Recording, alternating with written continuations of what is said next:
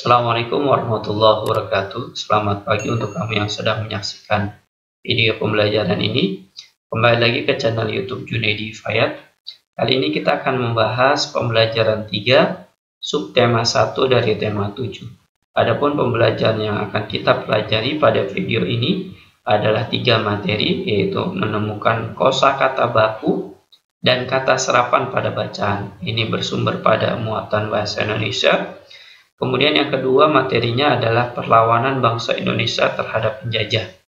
Dan ini bersumber pada muatan ilmu pengetahuan sosial. Dan materi yang ketiga adalah faktor-faktor penyebab keberagaman bangsa Indonesia. Dan materi yang ketiga ini atau materi terakhir adalah bersumber pada muatan PPKN. 3 materi ini akan kita bahas tuntas pada video pembelajaran 3 ini. Oleh karenanya, sebelum kita berlanjut ke slide berikutnya, cermati dan siapkan diri kita dalam mempelajari video ini dengan baik agar kita dapat memahami materi-materi yang kita akan dapatkan. Yuk sama-sama kita bahas satu persatu dari materi yang ada. Yang pertama adalah menemukan kosakata baku dan kata serapan pada bacaan. Materi ini bersumberkan pada muatan bahasa Indonesia dengan kompetensi dasar 3.5 dan 4.5. Jadi kalau kita bahas kosakata baku dan kata serapan, maka kita harus tahu dulu nih definisi kosakata baku dan kata serapan. Nah, kalau definisinya, kata baku adalah kata yang digunakan sesuai dengan kaidah bahasa Indonesia yang berlaku pada saat ini dan sesuai dengan pedoman umum ejaan bahasa Indonesia atau PUEB, singkatan dari pedoman umum ejaan bahasa Indonesia. Sedangkan kata serapan adalah kata-kata yang bermula dari bahasa yang sudah disesuaikan dengan bahasa Indonesia dan sudah diterima oleh masyarakat umum. Kata baku dan kata serapan dapat kita cari artinya dalam KBBI. KBBI itu adalah Kamus Besar Bahasa Indonesia. Jadi kita dapat menemukan kosakata baku dan kata serapan setelah kita memahami kata baku itu sendiri dan kata serapan. Gimana? Sudah paham ya? Sudah bisa membedakan antara kata baku dan kata serapan ya? Kalau kata baku, kata yang digunakan sesuai dengan kaidah bahasa Indonesia. Kalau kata serapan, kata yang bermula dari bahasa yang sudah disesuaikan. Jadi ada clue dalam membedakan antara kata baku dan kata serapan. Kita lanjutkan ya ke slide berikutnya. Nah, contoh di sini ya. Berikut cara yang harus diperhatikan dalam menggunakan Kamus Besar Bahasa Indonesia. Jadi menggunakan Kamus Besar Bahasa Indonesia terkadang orang susah ya, atau tidak bisa menggunakan Kamus Besar Bahasa Indonesia karena terlalu tebal. Di sini diberitahu, di slide ini diberitahu cara menggunakan Kamus Besar Bahasa Indonesia. Yang pertama, pilihlah sebuah kata dari daftar kosakata barumu, misalkan pilar. Nah, di sini misalkan kosakatanya adalah pilar. Kemudian yang kedua, bukalah kamusmu, carilah daftar kata-kata yang dimulai dengan huruf awal P. Ingat, setiap kata pada kamus selalu diurutkan berdasarkan urutan abjad. Berarti kalau urutan abjad itu berarti A, B, C, D sampai dengan Z ya urutannya. Ketiga, dalam daftar kata yang berhuruf awal P, carilah daftar kata yang dimulai dengan P. Jadi karena kita mau mencari kata pilar, maka kita buka sesuai dengan urutan abjadnya, kemudian carilah urutan dengan kata P. Carilah daftar kata yang dimulai dengan kata pil. Nah, setelah kita menemukan dengan awalan P, kemudian kita cari dengan awalan pil. Kata pilar kan kamu temukan di antara kata-kata tersebut. Jadi setelah urutannya gampangnya begini. Kita buka kamus kita, kemudian kita cari dengan huruf abjad P, kemudian kita cari lagi ketika sudah membuka huruf bagian P kita cari dengan awalan pil, maka nanti kita akan menemukan urutannya kata pilar. Nah, dari situlah nanti kita dapat mengartikan kosakata kata pilar tersebut.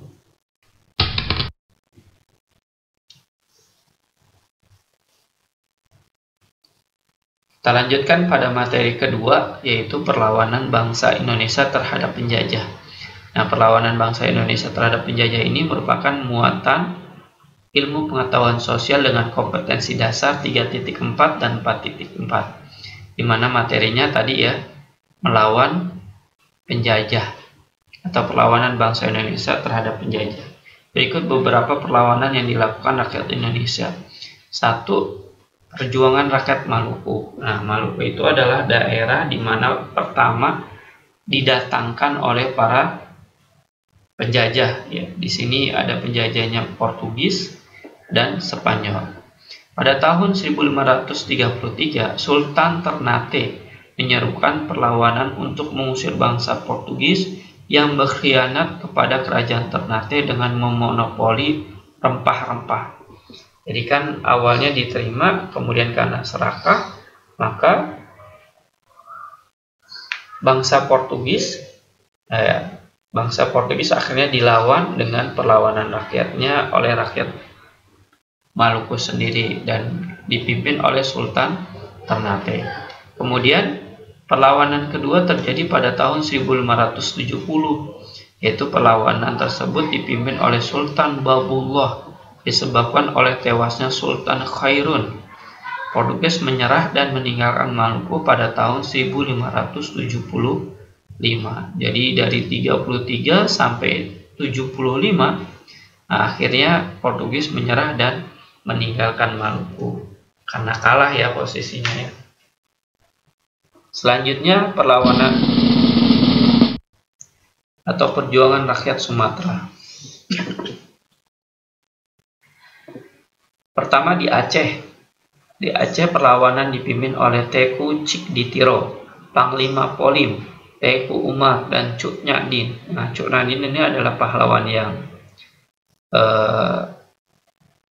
menjadi favorit saya ya, karena ketika mereka atau Cuk Nyadin melakukan perang itu sambil menggendong anak nih. Makanya kalau pahlawan yang paling keren, selain dia wanita, dia melakukan perang pun sambil menggendong anaknya. Luar biasa nih pahlawan Cuk Nyadin ini. Rakyat Aceh menggunakan taktik perang gerilya. Nah, perang gerilya itu perang sampai mati ya, yaitu memasuki hutan agar tidak mudah ditangkap. Jadi perang ini adalah perang yang paling ditakutin ketika sedang melakukan pertempuran oleh siapapun juga, karena perang ini adalah perang yang sampai darah penghabisan. Selama bisa membunuh penjajah, maka dia akan melakukan apapun yang dia akan lakukan. Kemudian yang kedua adalah perlawanan rakyat Sumatera Utara dipimpin oleh Sisingamangaraja ke-12.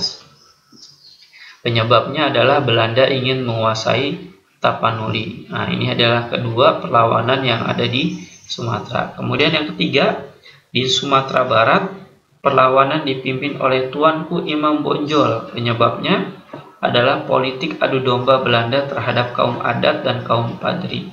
Selain banyak ya penyebab yang lain ya, karena Belanda mengambil tanah kaum padri juga dan lain-lain. Jadi tiga perlawanan ini, perjuangan rakyat ini mengusir penjajah ini sudah digariskan atau tergariskan di sejarah Indonesia. Kemudian perjuangan rakyat Jawa. Nah, di Jawa pun terjadi perjuangan melawan penjajah. Yang pertama di Pulau Jawa, Pangeran Diponegoro memimpin perlawanan terhadap Belanda. Perang terjadi karena Belanda memasang patok jalan di atas tanah makam leluhur Pangeran Diponegoro tanpa izin. Ini perang yang pertama ya di Pulau Jawa. Kemudian Belanda berhasil menangkap Pangeran Diponegoro dengan berpura-pura mengajak berunding. Saat berunding, Pangeran Diponegoro ditangkap dan diasingkan ke Manado pada tahun 1830.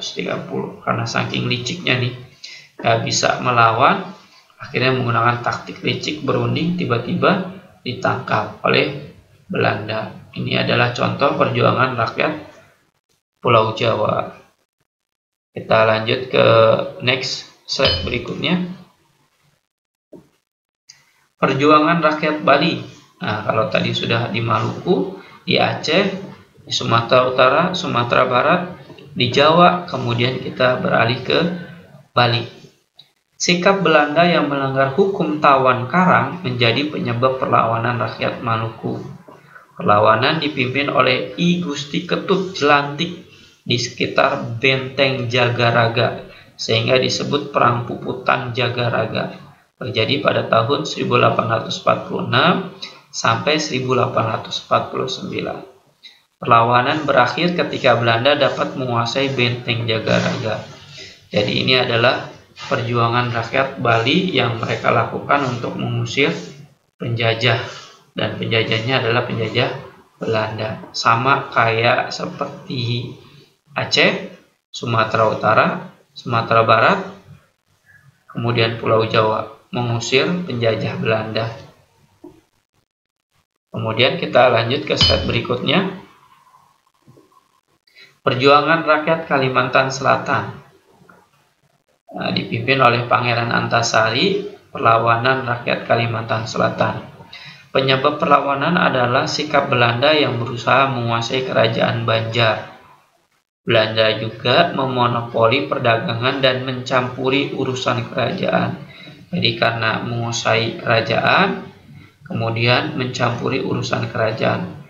Dua hal ini menyebabkan perjuangan rakyat Banjar, ya. Kebetulan di sini adalah Kalimantan Selatan melakukan perjuangan atau perlawanannya. Lanjut ke slide berikutnya.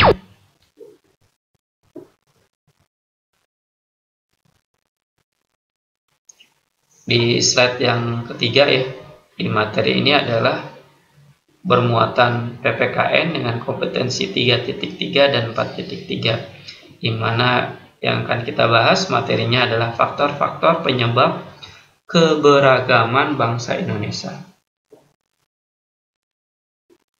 Ada beberapa faktor penyebab terciptanya masyarakat yang majemuk. Majemuk itu berarti banyak, lebih dari satu di Indonesia. Yaitu satu, faktor letak geografis negara Indonesia yang dilalui garis khatulistiwa. Nah, garis khatulistiwa itu maksudnya karena posisinya strategis, ya. Karena letaknya yang sangat strategis menyebabkan adanya jalur perdagangan di Indonesia, yang akhirnya banyak bangsa asing yang menetap di Indonesia dengan berbedanya ras, agama, dan kepercayaan. Hal ini mengakibatkan sebagian masyarakat terpengaruh faktor dari budaya asing. Jadi kalau banyak warga asing yang tinggal di Indonesia, dikit demi sedikit akan menggoreskan atau menyingkirkan budaya-budaya yang ada di Indonesia. Kemudian, selain faktor letak yang geografis, ada juga faktor yang lain, yaitu faktor keberagaman kenampakan alam di Indonesia, karena wilayah Indonesia terdiri atas pulau-pulau.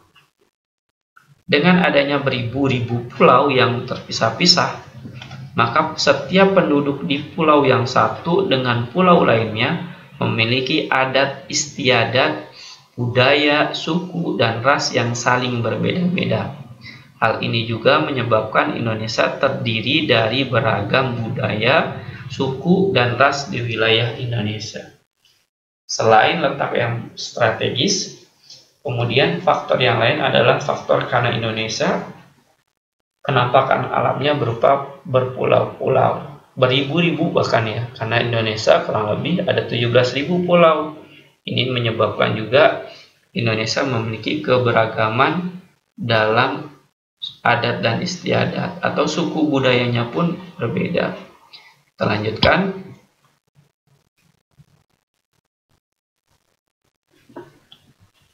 Setelah menyaksikan video pembelajaran tadi, 3 materi tadi kita sudah bahas tuntas, maka jawablah latihan berikut. Latihan ini terdiri dari 3 soal, dan 3 soal ini pun diambil dari 3 materi yang tadi sudah kita bahas. Jawablah pertanyaan-pertanyaan ini dengan benar dan tepat sesuai dengan video pembelajaran yang telah kamu terima. Jawablah dengan jawaban hasil kerja kamu sendiri tanpa menerima bantuan atau meminta bantuan dari orang lain. Yakinlah bahwa diri kamu bisa dalam menjawabnya karena kamu adalah anak yang pintar.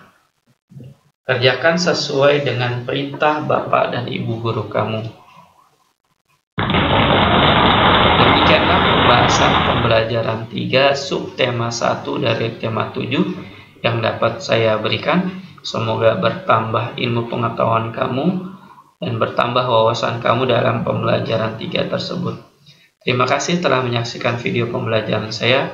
Wassalamualaikum warahmatullahi wabarakatuh.